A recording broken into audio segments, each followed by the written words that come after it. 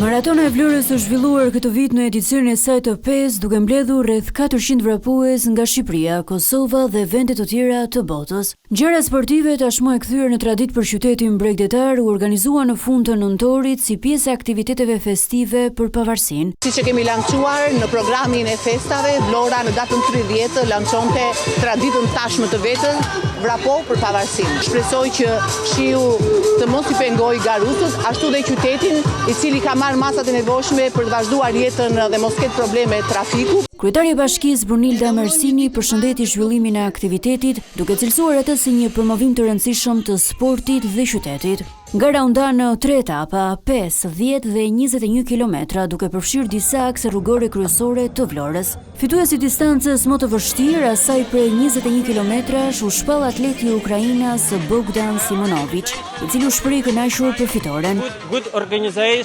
Ishte një garë shumë e bukur dhe një organizim shumë i mirë. Jam i lumtur për fitoren dhe për atmosferën fantastike që gjeta në Vlorë.